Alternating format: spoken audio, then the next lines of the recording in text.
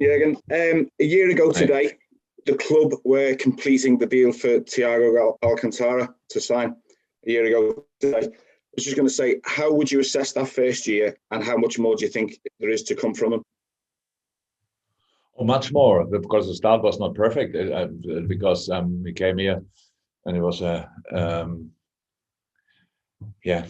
got COVID, got injured early and stuff like this. That of course makes everything more difficult. But he showed what kind of player he can be for us and will be for us. So there's lots more to come, of course. So it's now a year, but if you want, it's actually only half a year because of all the things that happen around. Coming then in a new club, in the most difficult period of all our lives, he settled really well. Despite that, the family is here, loves it here. He is in the middle of the team, so it was very quick the case, and he's a really good character, a really good personality, and obviously a world-class player. So no, all fine. Okay, Paul. Jurgen, what do you ask him specifically to do in games? Can you explain a little bit about the tactical instructions that you give him? Just so we can understand exactly what it is, how you Thiago? want it. Thiago, please, yeah. But that's always different, obviously, with players, because there are some natural skills what the boys have, and in Thiago's case, that's for sure. All the things we would write under the headline. All the technical stuff is kind of easy for him. So, but of course he has to adapt to the way we play, to the way we defend, all these kind of things. So we played probably more often at Munich in a rather double 6 role, maybe the slightly more offensive play in the double 6. But for us, it's a complex position. You have to be offensive, you have to be defensive, you have to be really in between the lines. You can drop, but not always in the last line to receive the ball, these kind of things. But actually, he's a natural footballer. That's not that we now give him like 50, 60 different things to do in a game. We want him to play his football with some little things which he has had to adapt to the way we play. And he did that. So that's all fine. I don't ask him now for constant runs in behind the last line or stuff like this. He is like is a playmaker, obviously. That can be sometimes a little bit deeper, but it must be very often between the two interesting lines of the opponent as well in a more close area. But with his passing, he can change the game immediately. He has a great vision. He's really good in that, and can chip balls in each area he wants to. It's like a golfer, actually, a good golfer, world-class golfer, and can do that obviously without thinking. And I love the way he plays, and it's all good. So how is that? It's a complex position, the 8 for us, but we always, because we have their different skill sets, we use the different skill sets from time to time when we think this skill set makes more sense against this opponent. So more dynamic, more runs in behind, more natural offensive, more natural defensive, all these kind of things. So that's the reason for different lineups. Thank you, Paul. And let's finish Chris Baskin. Hi again. Yeah, it's the same theme, really. I mean, I don't know whether you know, but Thiago, Fabinho, and Henderson, they've only ever started in the same midfield once. We all know the reasons why. You've not had a chance really to pick them. I mean, is in a way Thiago now joining the squad of a year ago, if you like? I mean, I think you said last year, we should try with this squad because we haven't seen them yet because of all the injuries, and now you have that squad. Are we actually going to? I don't know whether you understand what I'm asking you there, but you get my drift. He's not really had. He's not joined the Liverpool. He's now at the Liverpool squad. He should have been a year ago, if you like. Yeah. Which game did they start together? It was a memorable one. It was the derby at Goodison Park. Wow. And that was a good reason for why they didn't start it off together, obviously. No, but that's obviously the only reason, because they can play together. It's a little bit like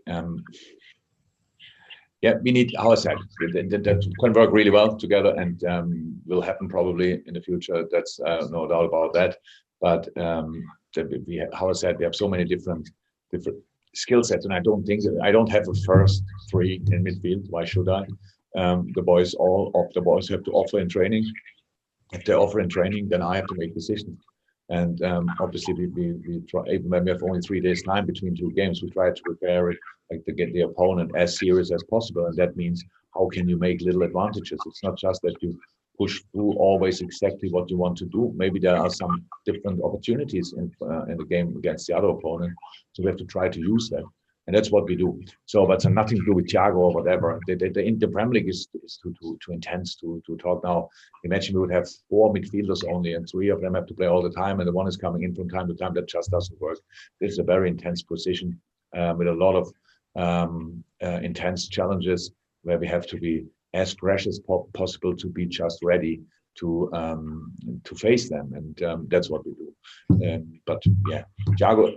Again, this year the start was not perfect. So because of Euros, he came slightly later. Then he came here, was injured, and then he could start the preseason later with us. So that's not perfect, but it's not a massive problem. Meanwhile, we are now in the match day 5. Yes. For match day 5 in the Premier League. So we get there. We're getting there, but it's a long season to come. And again, each little bit you can get fitter to be ready for that, we try to use. And while we do that, maybe sometimes other players have to play they with the full preseason, and then there's the autumn coming, the winter coming, spring coming, and then the all decisive early summer coming, and hopefully we can keep them all fit and fresh. Then we will be a really tough cookie to play against. Follow, Chris. Yeah. I just wondered, was there a kind of plan again to just evolve the midfield? Because of the tried and trusted that was so successful with Ginny, Hendo, and Fabinho, who I know you'll say that there's differences, but essentially they weren't the same as Harvey, for example. When you bring across Harvey, and he's a more attacking player. So what was your intention this year, to just have that little slight more attacking person in the 3, or is that just something that evolves naturally, or?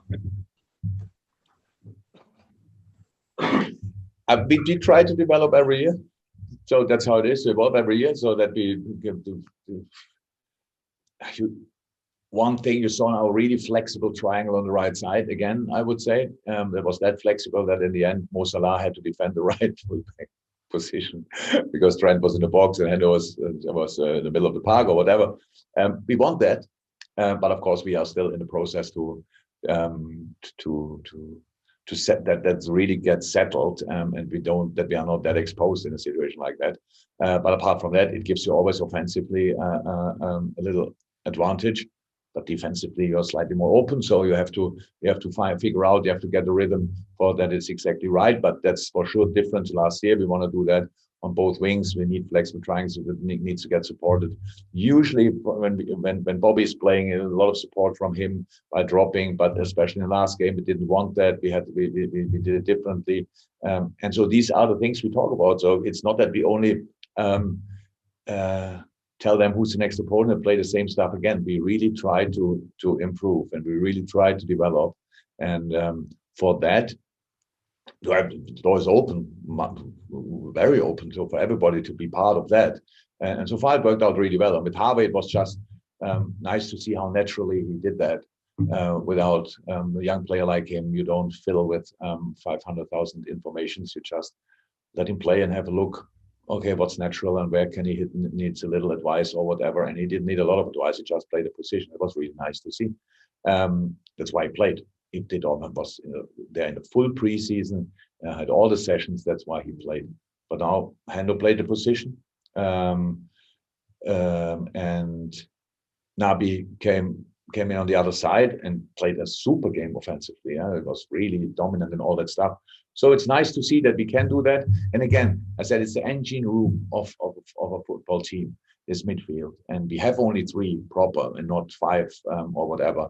That means they have to be fit and they have to be really in charge of the game as much as we can, and that's why we decide from time to time like this or like that.